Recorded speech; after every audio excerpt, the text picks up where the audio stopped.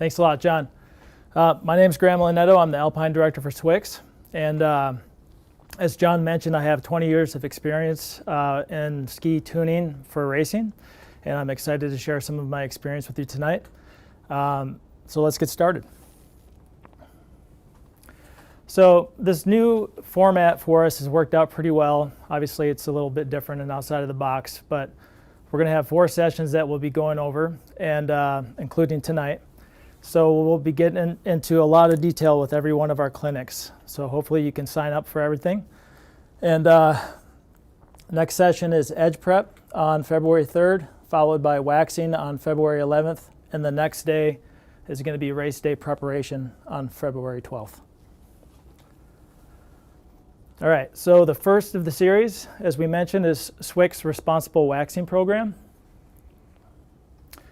And tonight we're going to cover the FIS and USSA floral ban, why florals were banned, confusion in the market, is floral-free a step back in performance, Swix Road to Floral-Free, Swix Floral-Free Pro Wax System Overview, PPE, Personal Protective Equipment, ski room safety, cleaning brushes and skis, and what the floral ban means for you. So let's get right into it. So where the rules currently stand for floral use. So USSA races, floral use is banned. For FIS races for this season, you're allowed to use florals, and for next season, you cannot. So how did we end up with this floral ban? So FIS drove this decision. So last February, the FIS met and decided to ban the use of florals at all levels of racing, World Cup, Europa Cup, NORAM, and FIS. And then that following September, the FIS met to test a mechanism that would detect florals in the base of the ski, and it didn't work. So at that point, the FIS decided to suspend the ban of florals for 1 season. Now, that being said, the following season, the ban will be upheld. So USSA upheld the floral ban. So that September, when the FIS decided to suspend that rule for floral ban, USSA decided to hold with it. So florals cannot be used in any USSA races. So we have a little bit more detail with that too. And I definitely recommend going to the US Ski Team website and just going over all their details that they have posted at their site. And there's quite a bit of information. We're going to cover a lot of this tonight ourselves, but I do recommend checking out the USSA website. Okay, so the floral ban caused a lot of confusion in the market. So initially there were very few non-floral wax systems available. So with that late February decision from the FIS to ban florals, followed by the COVID-19 pandemic, many wax companies were just confused or not prepared for a floral-free market. So there are a few that actually offered system waxes, and Swix is one of them. So only a handful of the manufacturers were looking down the road and prepared to make the changes for that non-floral landscape. So it's important to remember when selecting race waxes that you make sure they're floral-free. So with Swix, it's pretty easy. You're going to be looking for this little green logo that says floral free. If it's on the package, you're good. All right, so Swix was in an excellent position to adapt to the new non-floral rules. So with 11 years of developing safer floral options and searching for floral replacements, along with the EPA audit regarding the floral compliance, Swix was in an excellent position to adapt quickly to the USSA and FIS rules. So we're proud to deliver a floral-free wax system. So a lot of people ask me, does using a non-floral race wax mean I'm going to take a step back in performance? And the simple answer is no. So I can't speak for other floral-free waxes, but I can tell you based on our extensive testing that the Swix floral-free waxes have been faster than a lot of our fluorinated waxes in testing. So I'm in touch with wax technicians from around the world in every discipline, alpine, Nordic, freestyle, snowboard, and all the reports are extremely positive about our new fluoro-free system. For instance, to the right here, this is testing from Val Gardena just a few weeks ago at the World Cup level. And out of all these waxes over here, the tests came back that our new fluoro-free system was outperforming the old high fluoro system. So this is really encouraging news that we've seen a lot of this test data coming back positive. And this is just a little testimonial. I just received an email yesterday, actually, from a friend that works for the snowboard cross team. And he was telling me that they're really happy with the performance of the HS waxes. In fact, he went on to say that every one of their boards has HS non-fluoro waxes in them. And they're really excited about the direction that the system's taking them. So what replaced the fluoros? So every brand will likely have a specific proprietary replacement for fluoros. Swix uses a hybrid combination of metal colloids. So each offer similar characteristics to that of fluoro. So metal colloid is a non-toxic substance that is commonly used in supplements for human health or cancer treatments. The real technology is in the combination of these metal colloids. So we built these hybrids. And when they're combined, the metal colloid hybrids were consistently outperforming the old fluoro waxes. So we had over 800 individual field tests performed around the world to obtain the correct percentage of each of these hybrids. So the old fluoro waxes were used as the minimum baseline standard in our testing. So this is the road to pro. This is Swix's path to non-fluoro, and we've been working on this for over 11 years. So in 2009, a scientific study was published about the use of fluoros. And it was talking about the C8 chain and how long they lasted. So C8 chain fluoros had traditionally been used in race waxes due to their durability and hydrophobic qualities. But C8 chain waxes, they can move a high volume of water and they're really good dirt repellents. But the problem with C8 chain fluoros is they are too durable and they can last for up to 300 years in the environment. So C8 chain fluoros are really commonly used. They're in manufacturing, cookware, household items. So in 2009, Swix launched the FutureSera project. So Swix saw a need to create an environmentally friendly race wax. So Swix developed the FutureSera race wax around what was called a C6 chain. And C6 chain is much easier to work with. It's still fast, but it degrades in the environment in about a month or so. And this was the first step for Swix to move to a non-fluoro wax system for the environment. But it's important to remember, FutureSera is not fluoro-free. I get a lot of people that ask me this question all the time. FutureSera is the C6 chain fluoro. So if you see this blue logo on your race wax, it's fluorinated and you can't use it for USSA races. You can use it for FIS races this year, but not next year. Remember, we're always looking for the green fluoro-free. All right, so here's the road to pro timeline. So in 2009, Swix developed the FutureSera project. And as I mentioned, the goal was the complete elimination of fluoros. In 2011, the alternative substances were discovered. So 2013, we started adding more and more of the C6 technology into our race waxes. And 2018, we went under review with the EPA. And then we could see the landscape changing with the FIS rules and USSA rules for the fluoro ban. So with our experience of that road to pro, looking for a fluoro-free replacement, we just decided at this point that we were just going to move on and go away from fluoro use. All right, so Swix launches Pro, the fluoro-free wax system. So there's 3 levels of performance.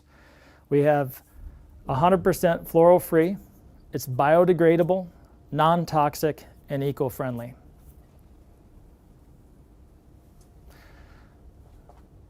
But remember, in order to make sure it's fluoro-free, look for the green leaf. So being eco-friendly just isn't good enough for Swix. It has to be fast. So Swix had 2 separate test teams that followed the Alpine and Nordic World Cup circuit around the globe. think we're pretty unique as a company like that. So we had, as I mentioned, over 800 field tests performed by the Swix Nordic and Alpine test teams. So that dedicated staff travels the world following the World Cup constantly, always testing new recipes. So in testing, HF waxes were the baseline standard of performance, as I mentioned, and now Swix Fluoro Free is the new standard of speed. So out with the old and in with the new. So this is the Ceranova system, the old HF, LF, and CH that everyone's used to, and this is the new Pro system over here on the right. So you can see the structures are very similar. The Ceranova system has 6 different hardnesses of wax, whereas Pro has 5. Ceranova had in the Ceranova system, the 4 hardness is not available in the Pro. That's the main difference. And the CH4 is in a different area that we'll get to here as we progress through the wax system. But generally speaking, the wax ranges are a little bit wider, so there's more range in each of the categories. So as I mentioned, we have 3 different levels of performance. There's performance speed, high speed, and top speed. And top speed comes in new snow and old snow versions. So here's the level by level breakdown. So Swix PS, or performance speed, is going to replace the old CH or hydrocarbon line. So PS series waxes are great for training and competition on a budget. It's a high quality hydrocarbon wax that replaces the old CH line with good glide properties. There's 5 different snow conditions available, as I mentioned, and it's a very cost effective, great everyday training wax. And then we have Swix HS, or high speed, which is going to replace the low fluoro waxes from the Ceranova system. So HS waxes have a greater durability and performance than that of the PS line. Even though HS is a direct replacement for LS, the performance is actually more in line with the old HF series from us. So we have 5 different snow conditions available, and is probably the best value to performance ratio in our line. It's also offered in a solid or a liquid application. And that brings us to Top Speed Black. So Top Speed Black for me is kind of my go-to race wax. So what I use the most. This is going to be replacing the old HF BW line. So it's best for old snow, transformed snow, man-made snow, heavily groomed snow. It's the highest performance iron and wax that we're going to offer, and it's especially designed for wet and dirty snow or aggressive snow conditions. TS Black is, as I mentioned, also used for very aggressive snow. And the way it works is the molecules stack up like a deck of cards. The additive's called molybdenum, and it makes all of the waxes black in the line. So the molecules stack up like a deck of cards and slide off one another. So that helps the ski break in really aggressive snow conditions, but it also helps repel dirt. And that brings us to Top Speed Powder. And this is a little different for us. It's an inline change. So this replaces the old HF waxes. So as I mentioned, it's an inline change replacing the traditional HF paraffin waxes. Why? Why did we decide to do this inline? Because it's faster. We've had a lot of really good results with this, and we just decided to make an inline change and go to this system rather than the old traditional paraffin iron-ins. So right now, we're going to have 3 different temperatures available. This will be landing in the warehouse here very soon. Eventually, when we get to the spring, we're going to be adding a 5 and a 10 category to this. So at the end of the season, we should have the full category available. It's a powder application. It's a maximum performance for new fallen snow. And it's also offered in a liquid application. And that brings us to the liquids. So we have Top Speed, TS, and High Speed HS liquids. So these liquid sprays can be used as top coats, and it's 2 different levels of performance. They're very cost effective. You can expect to get about 15 or 20 applications out of each of these containers. And you can use these liquids as a spray alone, or you can use it as a top speed coat over the top of your existing race wax paraffin that you would have prepped with an iron and brushing. HS is a full spray, and TS is going to come with a felt applicator. So basically you apply it to the ski, it's going to be wet, you let it dry. Once it's dried, after about 10 minutes, it's 100% wax, and you can just simply brush it out. Really simple to use. And that brings us to Marathon Solid and Powder. So Marathon's been in our system for a while. It's a great wax. It's not something we talk a lot about, unfortunately, but we are really promoting it now because it's such a great product. So it's basically a universal race wax. Really simple to use. It's an old snow or a new snow version. So you could simply say, it's new fallen snow, I'm going to use white. Or it's old transformed snow, hasn't snowed for a week, I'm going to use black. It's that simple. It's hard and extra durable wax, so therefore it's a little bit harder to work with an iron. So we highly recommend buying a decent digital iron. It'll help make the application a lot easier. But if you're not comfortable with that, it also comes in a really easy to use powder application. New for this year is the Marathon Solid Application Technique. And this is absolutely new for us. We're really excited about it. So it's a new way to apply Marathon glide waxes for cold conditions. So for 5 or 6 category, or Polar 4. And what it is, it's a merino wool Roto fleece. It's really cool. So there's no ironing or brushing required. And before applying, you want to make sure the base is clean and use a steel brush to clean the base and open the structure. And then you're going to use 2 separate brushes for application, one to apply the wax and one for buffing it out when you're done. So you apply the Marathon to the Roto wool for about 4 or 5 seconds at 1500 RPMs. And then after you do that, you make 3 full-length passes over the ski. And when you're done, you switch to the new clean brush and make 3 more passes.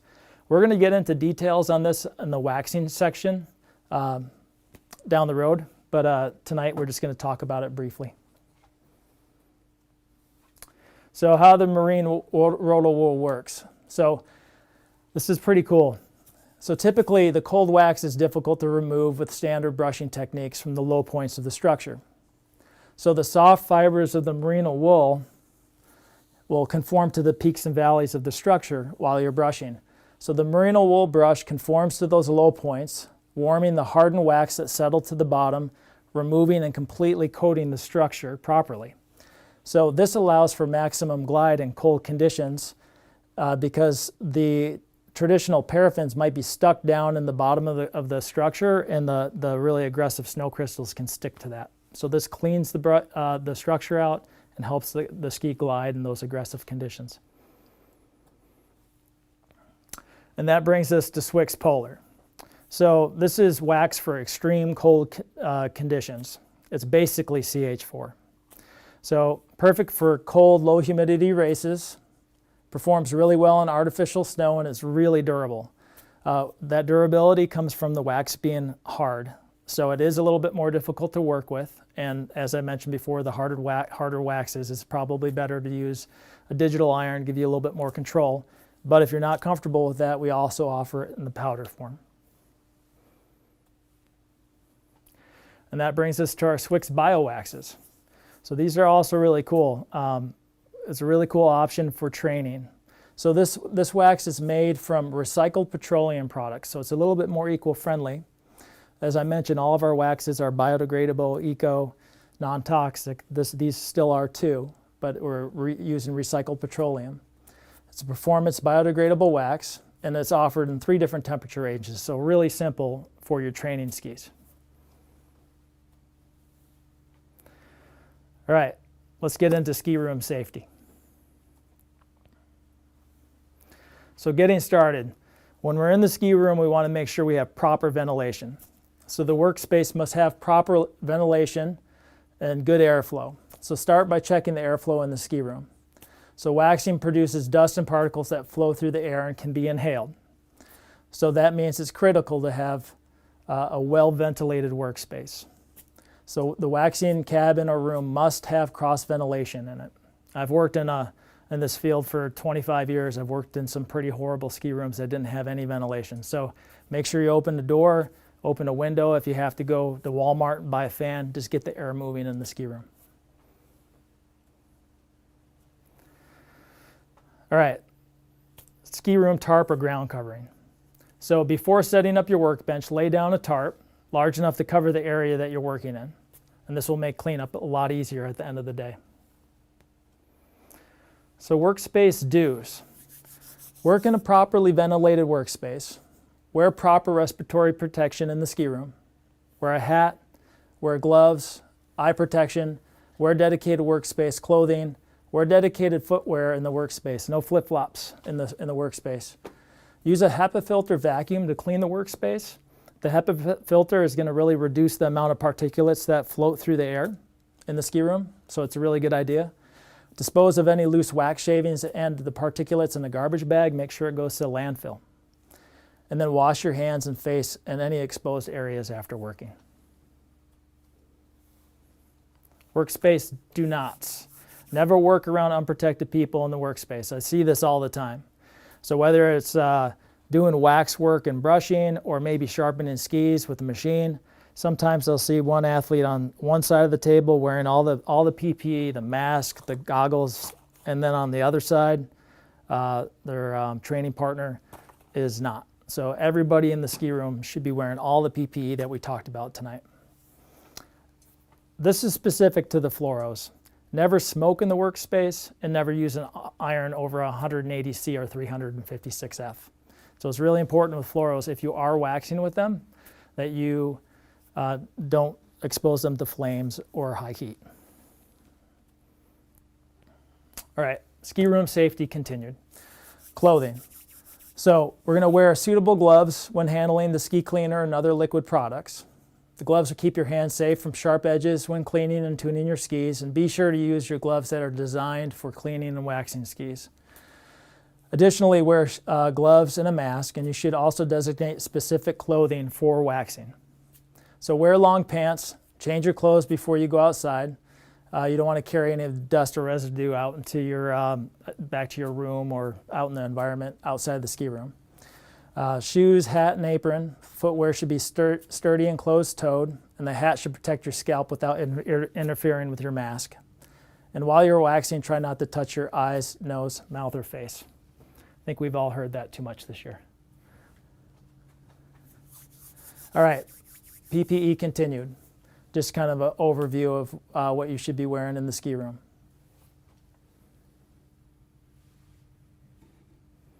Okay, PPE guidelines for respiratory protection. So when applying and brushing wax products, we must protect ourselves from particles and dust in the air, and it's critical to use a well-fitting mask with a proper filter. So the filter should be a minimum of A1P3, and you can just see that right on your filters. And don't forget that the particles can be retained in the air for hours, so wear your mask at all times in the ski room.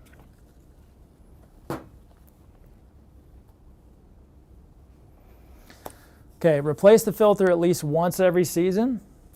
You should also replace the filter if breakthrough occurs. So if you can smell or taste any vapors, that means that it's time to replace that filter. It's not working right. When breathing resistance becomes difficult, which means the filter has been clogged with particulates, you got to replace the filter. Make sure your mask fits properly. Your mask should seal snugly around your face. And once the mask is on, check for any gaps. Okay, if you're wondering if you still need to wear a mask when working with fluoro-free waxes, the answer is still yes. So wax spews particles into the air, and those particles can remain in the air even after you finish waxing. Smoke fumes, dust, particulate matter can irritate your eyes and your respiratory system. So make sure that you wear a mask no matter what type of wax that you use. Also, if you're doing any edge work, make sure you wear your mask. Always have it on in the ski room. So as you can see, even a carpenter working with wood organic material wears a mask to protect themselves from particulates. So the same is true in the ski room. All right, let's turn to equipment. So one essential tool for waxing is an iron that's purpose-built for skis. So using a household iron such as the one that you'd use to iron your clothes can actually damage your skis pretty easily, and the wax.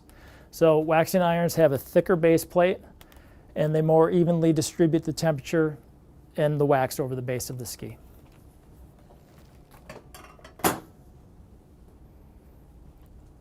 Okay, wax safety.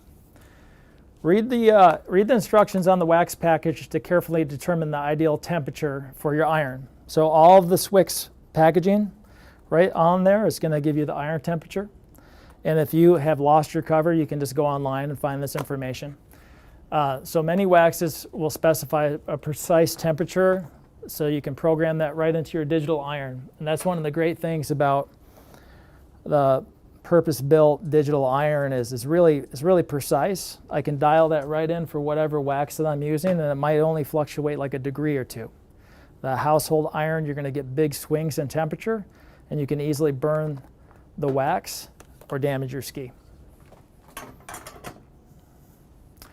And once again, don't overheat your iron. Make sure it doesn't go over 180 degrees Celsius.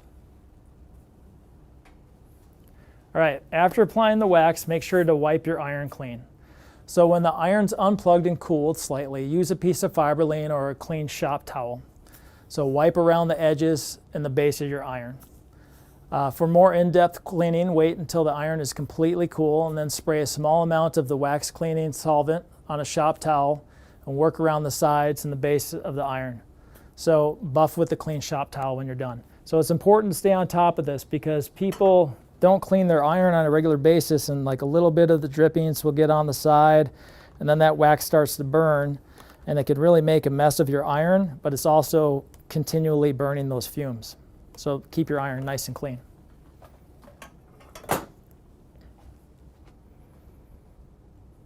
More rules for the ski room. So do not use heat guns or any gas burners inside the waxing facility. As we mentioned, we want to make sure that we're not exposing any of these waxes to high heat, especially the fluoros. So use these tools in the presence of fluorinated waxes can generate toxic fumes. And please don't smoke. Smoking and particles don't mix. No eating or drinking in the ski room. Got a lot of rules here. So what goes up must come down, and you don't want the particulates landing on your sandwich or in your coffee. So don't eat or drink in the wax facility. So dust particulates in the ski room. So scraping and brushing the excess wax from your skis spews those particles into the air. And if you look at this Roto brush, if you look for a Roto brush, look for one with a suction cover on it. So this is a new product for us this year, and we're really excited about it, especially with the focus on PPE that we have. So a lot of times when you're using these Roto brushes, the residue really flies up. It's pretty amazing how much. If you just use one of these, hook it up to your HEPA filter vacuum, it contains the particulates and keeps them close to the ski. It's a great little tool.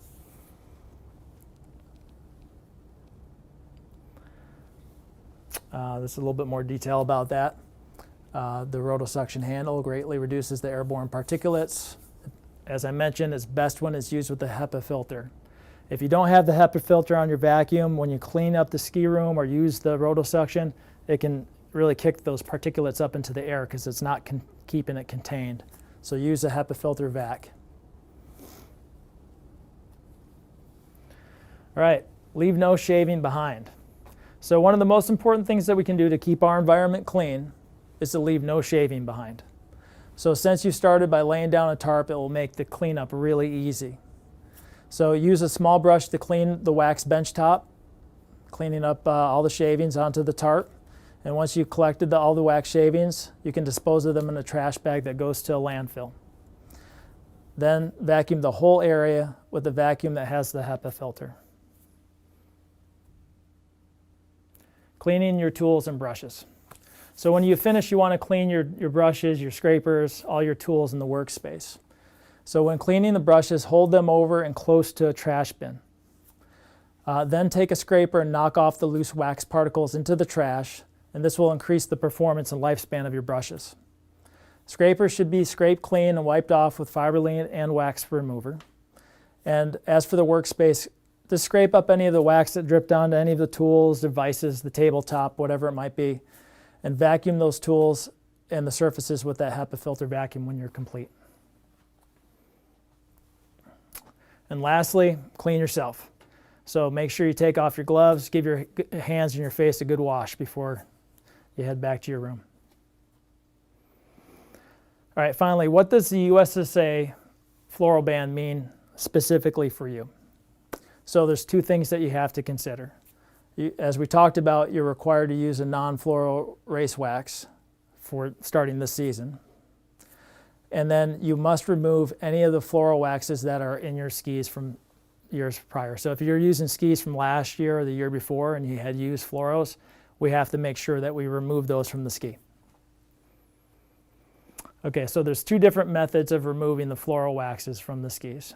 So you can stone grind your skis, or you can do manual wax cycles to get the floral wax out of your skis. And here's the step-by-step cleaning of floros.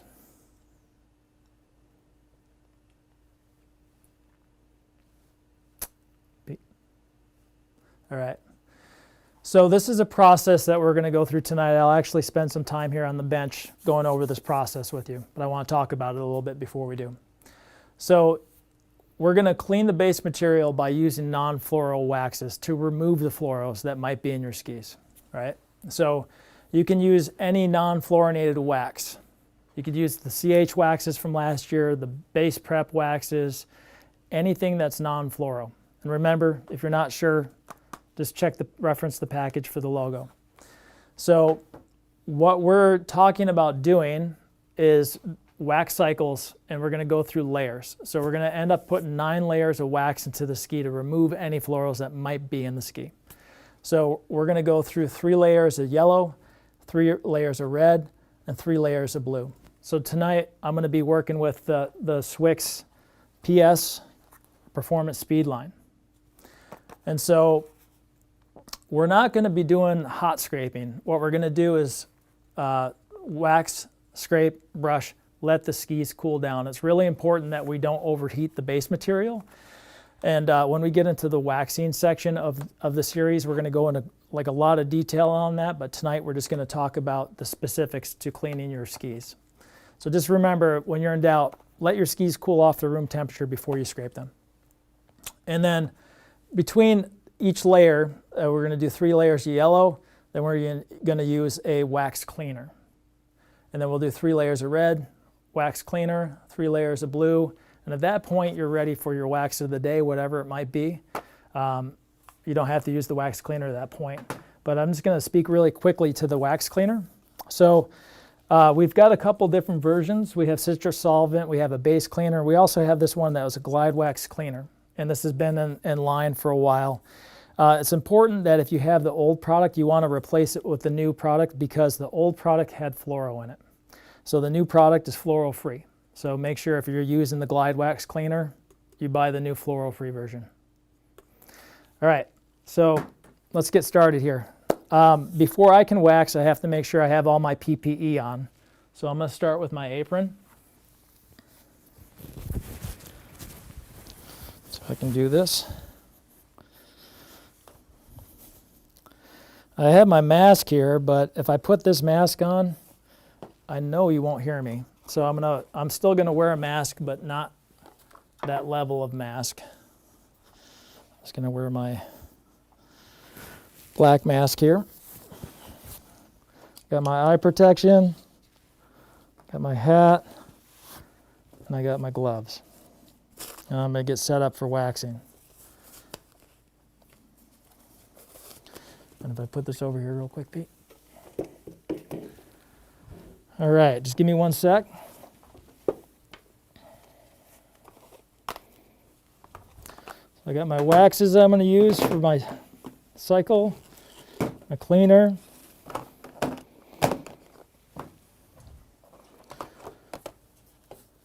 my sharp scraper, and my brush. All right, so getting started, we're going to start with the yellow. So I'm going to reference my wax packaging, 120 degrees Celsius, so I'll just make sure that matches. The iron's already set up, so that's really easy. Then I'm going to grab my ski here.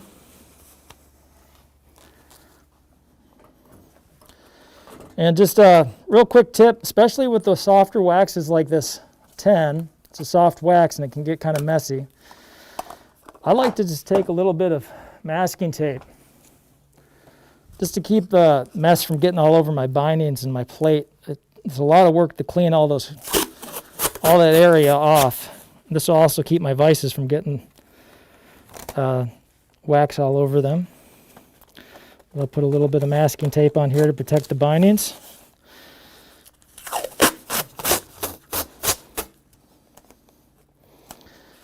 I'm going to brush out the ski. One pass with the scraper. Then I'll just take my hand brush.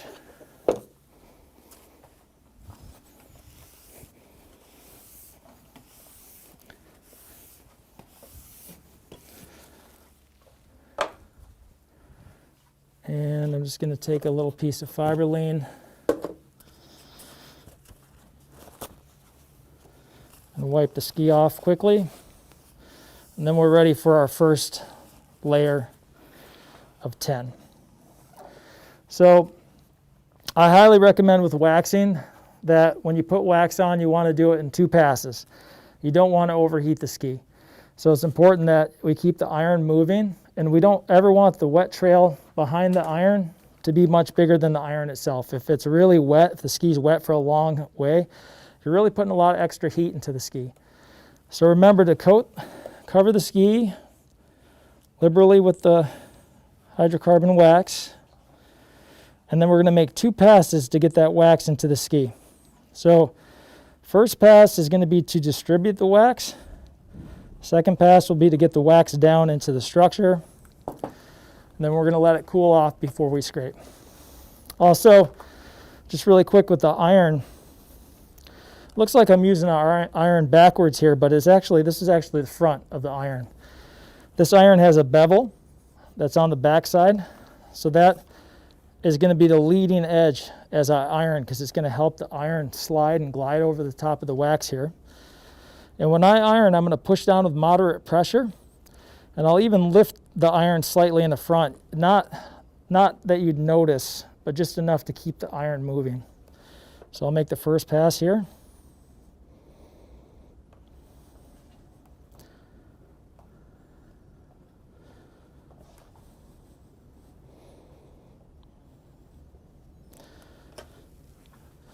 And on my second pass, right now I can still see where I dripped the wax onto the ski. My second pass, I'll actually see the structure stand up, so I can see the wax dropped into the ski, and I won't see any more of those drops. So I know I got the wax into the ski with 2 simple passes.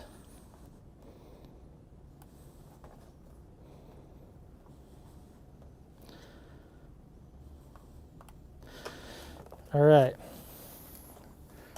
So now the wax is in the ski. While it's still a little cool, I'll just take my scraper, clean off the sidewalls. It'll make my cleanup a lot easier. And then I'm just going to let them cool to room temperature. Once they've cooled off, my standard is just feel it. If you feel any heat, they're still a little too warm. But if they're cool, if you don't feel any heat, they're ready to scrape. So just out of keeping things moving here, I'm going to just scrape the skis here real quick. I'll start at the tip. I have a nice sharp scraper.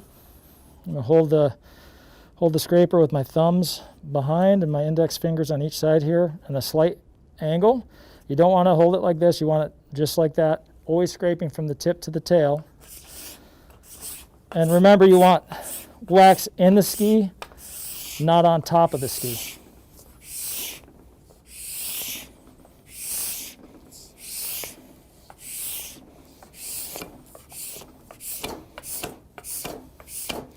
I'll make one more pass. Okay, so at this point, the ski's nice and cool. We'd go into our second, and then we do our third layer. And then before we moved on to the PS8, the next layer of wax, we do one pass with the Gladwax Cleaner. And I'll just do that right now so you can see it.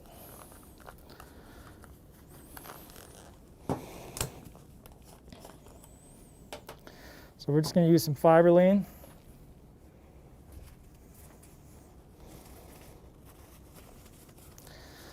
Oh yeah.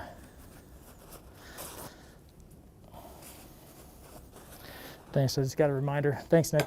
I forgot to mention the brushing. That's kind of an important part. So after we wax there, we're going to take that brush. This is a medium brass brush. It works really nice for just general work.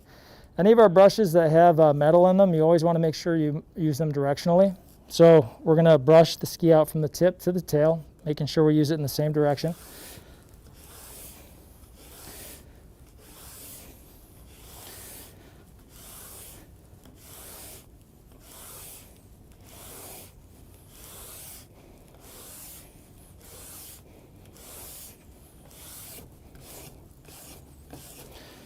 Okay, and I'll make one final pass with my scraper. We'll go to that Fiberline again. And now we're ready for that Gladwax Cleaner, which would be after we've done our 3 cycles of wax. And we're ready to move on to the next hardness. So just take that cleaner, get down your Fiberline, just wipe it over the base. And then we're just going to let that dry for about 10 minutes. Brush it out with a nylon brush. And then we're ready for our next layer of wax.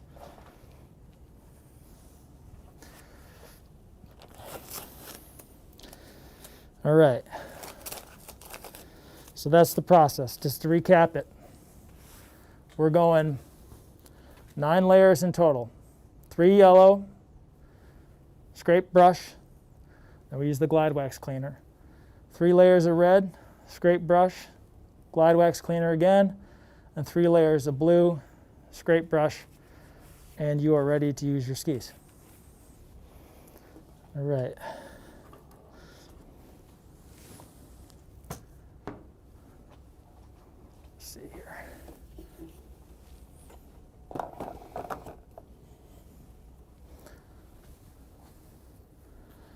All right, so brushes.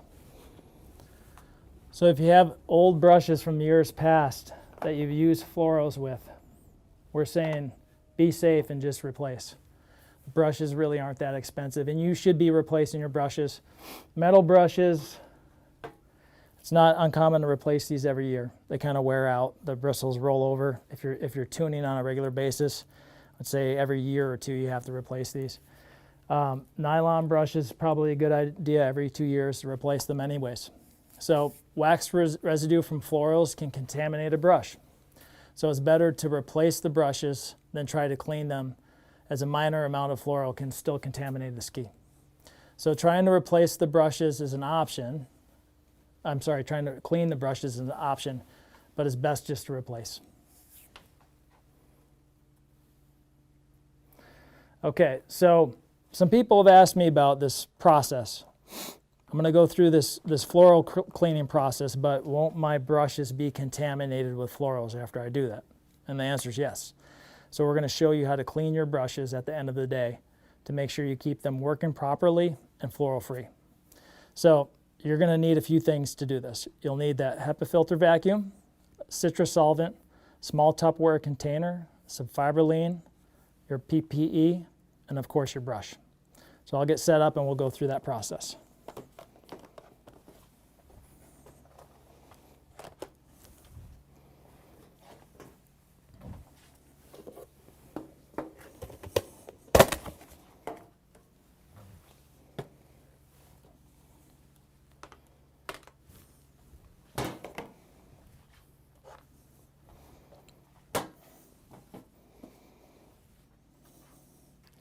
Okay, citrus solvent. Let's see if I have all my stuff. Citrus solvent vacuum.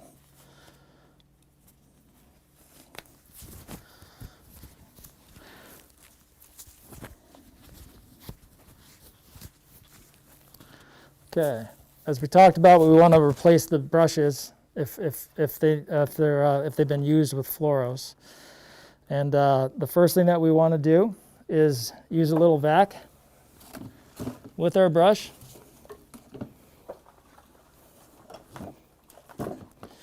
And we just want to vacuum up any loose debris that's around the brush, anything that's down in there after using it.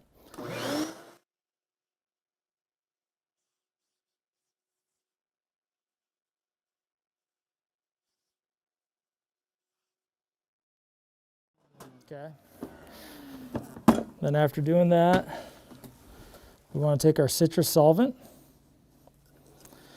and have a little Tupperware container here, and we're going to fill it about 3/4 of an inch, basically just enough to dip those bristles of the brush into the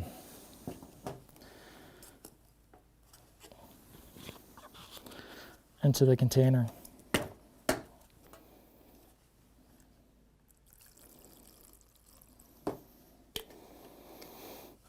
Okay, once that's set, you want to drop your brush in there and just go back and forth about 3 or 4 times. And then brush it out on the edge.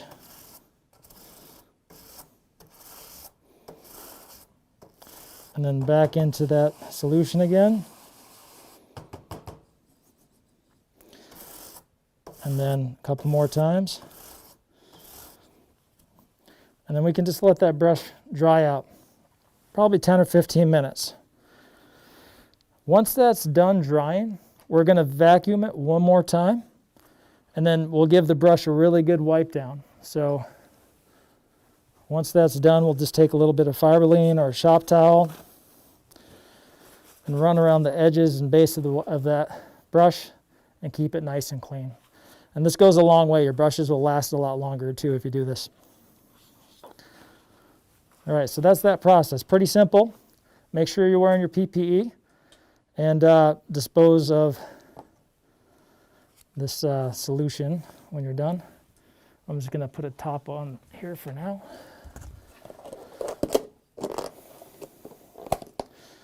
All right.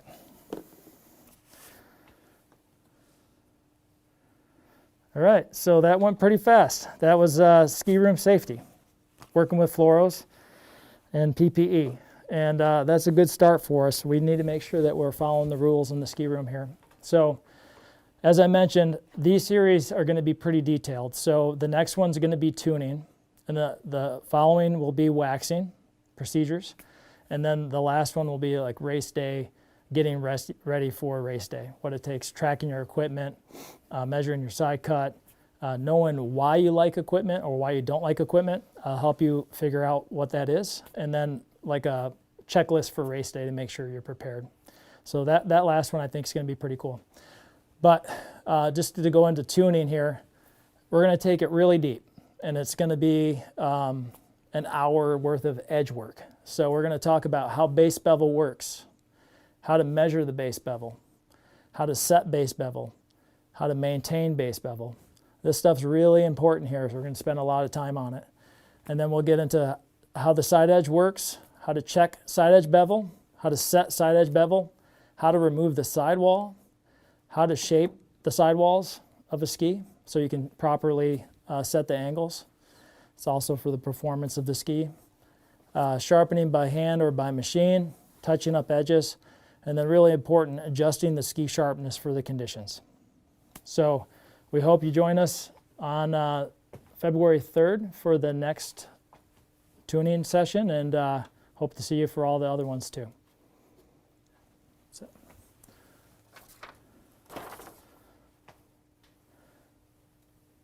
Oh yeah, so sorry for the trouble getting logged in, and will offer the full clinic on YouTube.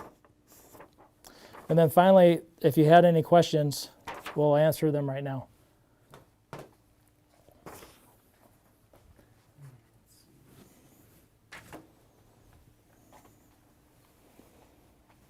Pete's going to read me some questions and I'll answer them.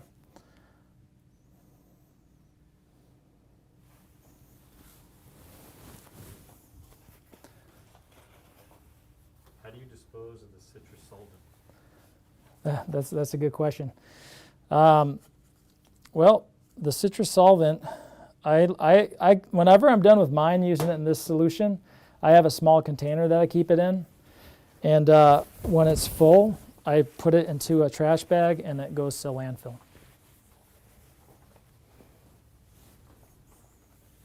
Is it okay to keep skis indoors, apply wax outside, bring skis back inside the pool, then scrape and brush outside? That's a lot of moving skis around. Yeah, so I don't like taking a hot ski, like taking a ski inside or from inside to outside to cool off and back inside, because there's a lot of materials in the ski that hold it all together. There's a lot of different layers in here. There's wood, there's Titanol, there's carbon, of course there's the base material too, edges. It's one of the reasons why I don't like to overheat a ski, because when you put all that heat through a ski, all those different layers start to expand and contract at different rates, right? So over time, all those epoxy resins that are holding the core of the ski together start to break down. So the more that moves, the more deflection you're going to get, the more your skis will be concave or convex, and it can actually damage the core of the ski. So I think probably going from having a really warm or hot ski out to a cold environment and then back to a warm environment, I think you're really moving the core of the ski a lot. So I would say no, I wouldn't do it. I would let my skis just cool down in the ski room, and once they were cool, I do all my scraping and brushing.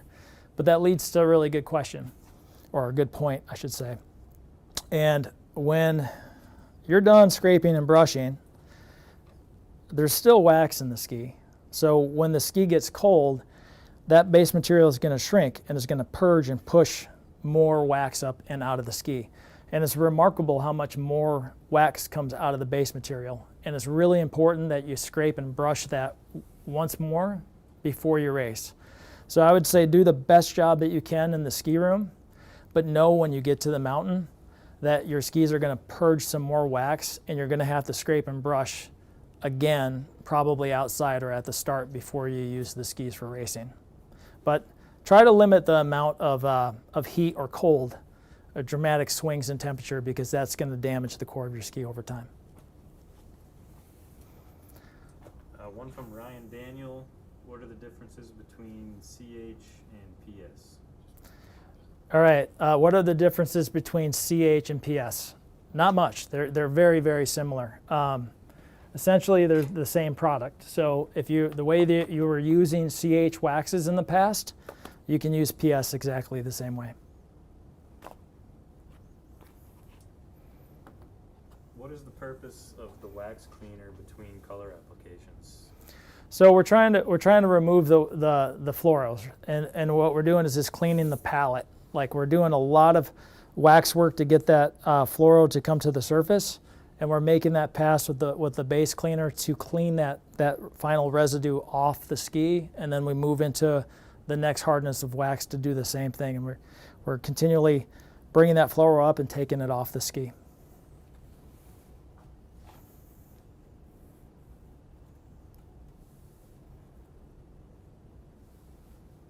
Is there a new guide for selecting the new waxes based on temperature and snow conditions? Is there a new guide for wax selection? We have a new chart, yes. And you could find that. Do we have that posted anywhere where people can find it, Pete? Put you on the spot. Sorry.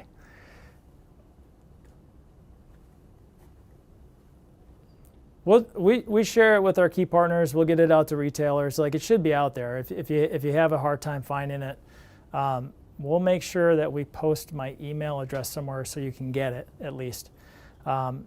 Should be. It's not on the website. Yeah, it could be on the website. Yeah.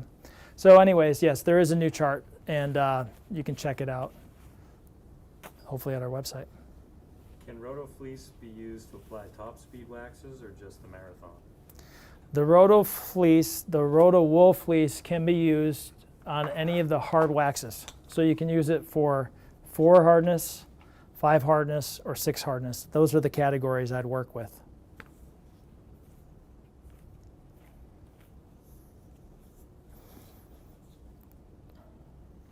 considerations for snowboards? Considerations for snowboards. Essentially, it's all the same. The big difference with snowboards, and we'll talk about this a lot with our edge tuning session next week, is basically it's going to boil down to edge angles are the bigger difference, and it's less aggressive angles in general. But the waxing, the glide, is all the same. How long have you found it takes to get a ski to room temperature? And how hot is your iron on each bar type? So how long does it take for a ski to cool down to room temperature? I would say, in general, probably about 25 or 30 minutes. I guess it depends on the ski and how cold the room is.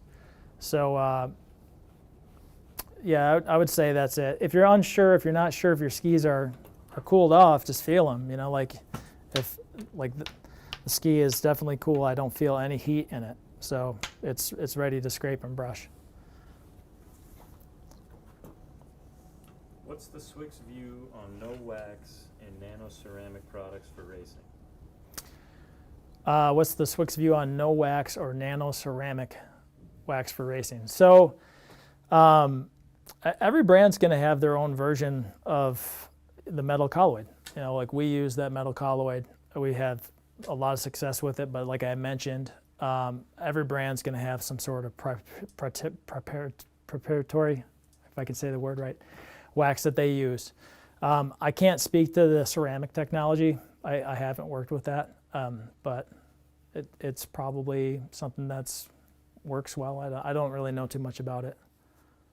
Will wax remover damage and dry your ski bases? Will wax remover damage or dry out your ski bases? It can. If you aren't waxing your skis on a regular basis and making sure that paraffin's in the base material, yes. I use it sparingly. I think, you know, going through that process of the floral removals is great. Good to do. Generally speaking, in season, I'm sticking with this Gladwax Cleaner. It's a little less aggressive than the straight base cleaner. If you're just using non-fluoros, is it okay to hot scrape? If you're just using non-fluoros, is it okay to hot scrape? I don't like to hot scrape the skis just because of all the heat that goes into the ski. So, as I mentioned, there's a lot of different layers in there, and as you're building up heat and doing layer after layer of hot scraping, it can damage the core and it will singe and seal the base material. So the base material is called a cindered material, which means it's smashed together. There's like nooks and crannies of this base material. It's pretty hard. The other kind of base material is called extruded, and is basically like plastic, and there's no nooks and crannies or pores that the wax can get into, and it's not as hard and it doesn't last as long. But if you overheat this base material, those nooks and crannies will shrink up, and you'll have a harder time getting the wax into the ski. But I've watched people do hot scraping and really heating up the ski and make a pass with a sharp scraper and get to the end of the ski and say, oh wow, look at all this dirt that's coming off the ski.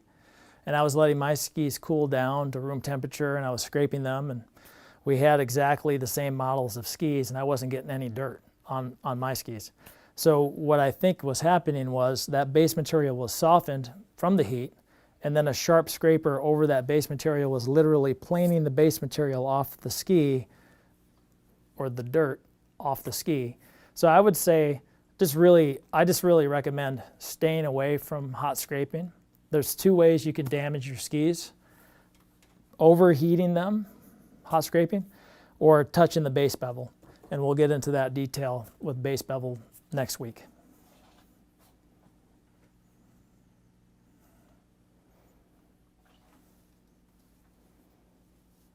How to dispose of fluoros that you still have? That's a good question. Fluoro disposal. You could take the fluoros. There's a center somewhere in Texas that takes back materials that are toxic. I have to look up the information, but there are centers in the U.S. that you can send that material to. Also, I would think that probably if you don't have that source, maybe you could just put it into a, well, what I'd do is I'd contact your local landfill and ask them what the proper procedure is locally. What is your view on using graphite/moly? What's your view on graphite/moly? I think it really works great. I mean, like I said, I use it quite a bit. So we're in New England, and a lot of the racing around here, there's big swings in temperature. The snow is transformed or dirty. There's a lot of grooming, man-made snow. Any of those conditions where the snow has been transformed, it's a great fit for moly. The only time I don't use it personally is if it's new fallen snow. So if it's snowing out and I know it's snowing out and there's new snow on the track, I'll just use straight TS. It would have been HF. Otherwise, I use the moly waxes quite a bit. The graphites don't get used as much. The graphites have like a sharper edge to them, where the moly, as I mentioned, it kind of rolls and the molecules slide off one another. So I think the sharper edges of the graphite, that's probably why it's not used as much anymore. You can tell them I attached the temp chart to the chat. Oh, Peter attached the temp chart to the chat. Do you have an opinion about the hot roller waxers for non-racing purposes? The hot roller waxers are actually really great. They are a great way of reducing the heat going into the ski. And so it's a pot where there's a chamber that you could pick the wax of the day, and there's a roller, and it heats up the wax to a point where it's liquid. And if the roller is in the center of the bench here, I could just slide the ski over the top of it like this and get one thin coat of wax over the base.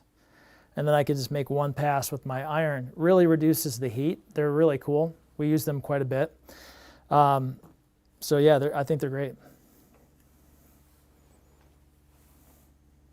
Are you mixing black with TS and in different ratios and temperatures? Am I mixing the black with the TS? So the TS series, when it's TSB, whether it's 7, 10, 8, whatever it is, it's all pre-mixed. So all those waxes are going to be black. You don't have to do any mixing. It's already done.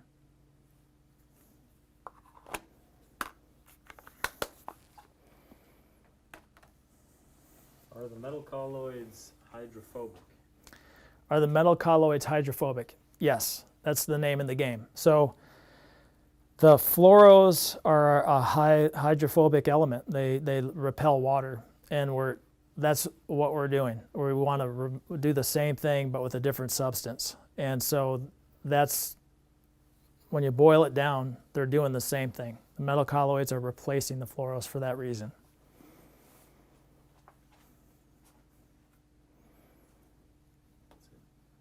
That's it for questions? If anybody's got one more, we have time for one more question here. Oh, you got one. Do you use the base prep was interchangeably instead of the PS? Was your use BP first followed by PS? Is it basically replacing the PS with BP? So the question was, can you use BP instead of PS for the cleaning process? And the answer is yes. You can use any hydrocarbon wax you want. You could use CH. You could use BP. These are Swix products, base prep wax or hydrocarbon wax. Like I said, I use PS in the Pro line, which is replacing hydrocarbon. But with the Pro system, it's all non-fluoro. I could use top speed if I wanted to, because it's non-fluoro. So as long as the wax is non-fluoro, if it's a Swix wax, as long as you see that green label, fluoro-free, you can use it. Thoughts about hotboxing? Thoughts about hotboxing. Some people really like them. You'll hear me say the same thing over and over in these clinics. I don't like too much heat. So some skis are more stable and they can handle the heat even though it's not extreme heat. if you put an adult race ski into a 50 degrees Celsius thermal bag, it's probably going to hold up better than a junior ski. I used to own a ski racing shop for 16 years, and I know when I had my thermal bag, I'd put a junior ski into the thermal bag, and I had to be really careful with it because it was an acrylic core, or it wasn't constructed with the same, it wasn't as robust as the adult ski. So certain skis will really react negatively in a thermal bag, and therefore I don't really like to use them for that reason. But they are effective. Some people really like them. After following all the steps, what percentage is guaranteed for no more fluoro? After following all of the steps, what percentage is guaranteed for no more fluoro? 90, I can't really say for sure. That process, I can't say 100% of the fluoro is going to get out of the ski. I assume it would. It's a lot of wax work. We built that going above and beyond to make sure that we could deliver a system that was going to really perform and remove the fluoros, but I can't say with certainty. Like I mentioned, the FIS was developing a camera that could go over the ski and detect fluoros, and their camera didn't work last year, and that's what led to the suspension of the FIS rules for non-fluoros for fluoro ban for the season. So there's not a really good way to know for sure. But if you follow our steps, I think you're going to be safe. What are the humidity requirements for TS? What are the humidity requirements for TS? So one thing about our system, and we're going to get into a lot of details with this on our third waxing clinic, at the third clinic, which is going to be waxing, is in our system, if it's high speed or top speed, with the metal colloids, and this was true with the old system with the fluoros. If you were in the, let me see, I'll just have my waxes here.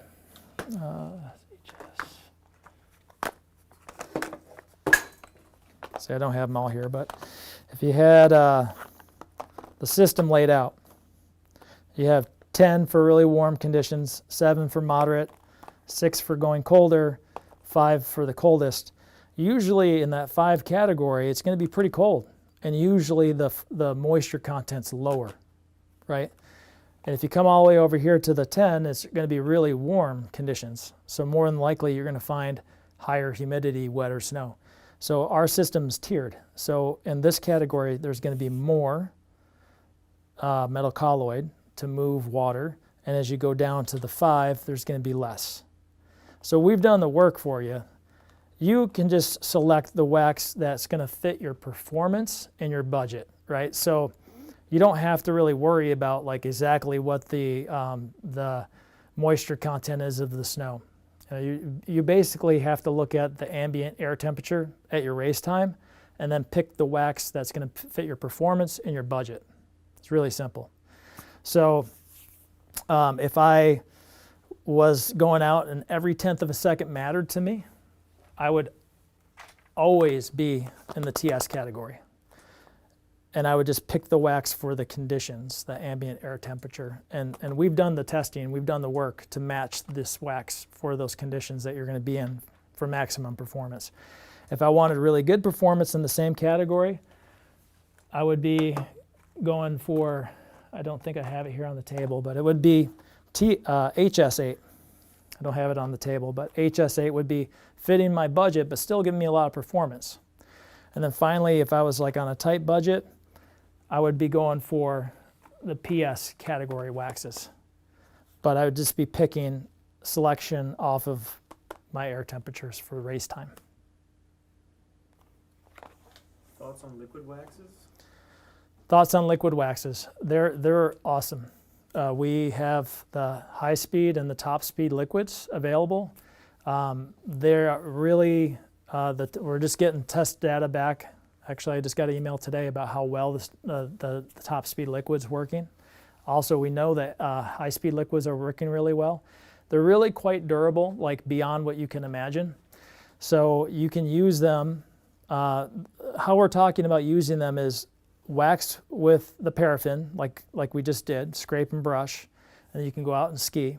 When you come back to the ski room, you can use the liquid for 1, 2, 3 days on snow. That 4th day back into the ski room, you're going to go back to the paraffin. So what you're going to do is keep that paraffin in the ski to offer you some durability, and you can support it with that liquid wax in between. And then also, as we mentioned, you can use that liquid wax as a booster for race day application, top coat, second run. So it's really easy to use and very effective. In fact, it's so easy to use. You spray it on, let it dry, brush it out with a blue nylon, you're ready to go. Stuff's great. Do you have an opinion of applying wax with a wax future? Do I have an opinion on applying wax with a wax future? I would go back to my opinion on heat. Just be careful how much heat that you're putting into your ski. It's infrared, so it can really drive the heat down into the ski. So my rule of thumb is I'm feeling the top sheet. If I feel a lot of heat coming through to the top sheet, I'm putting too much heat through the ski. So I would set up my infrared so that it moved quickly, was able to get the wax into the ski without feeling that heat transfer all the way through to the top of the top sheet. Will there be fluoro testing at USSA and FIS level races in 21-22? Can you spin back to the FIS rules or the USSA rules for me? So I think it's one of the first 15 slides.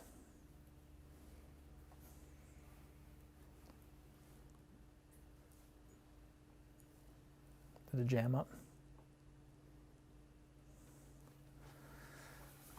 So when I talked earlier about the USSA rules, and we had 3 slides that really, there was a lot of detail, and I didn't go into super detail on all their slides there, but we can talk specifically about that now. The question was, okay, go back one.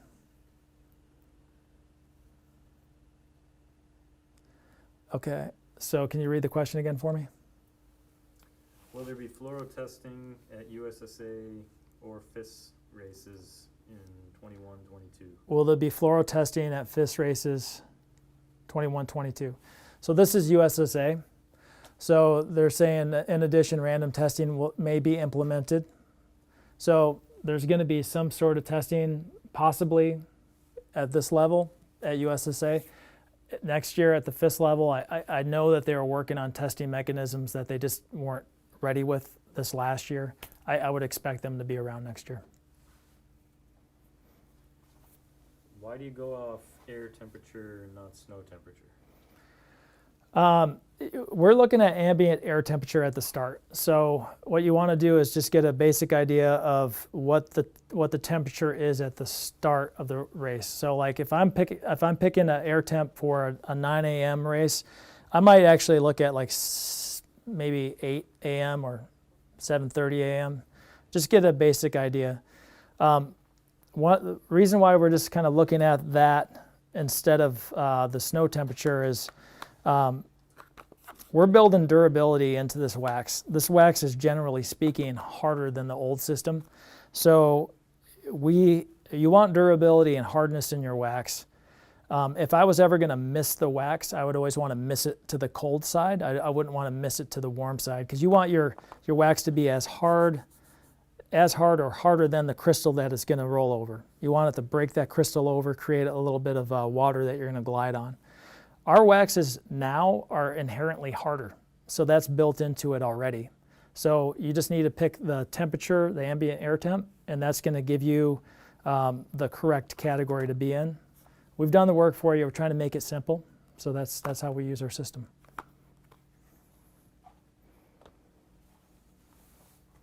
No more questions?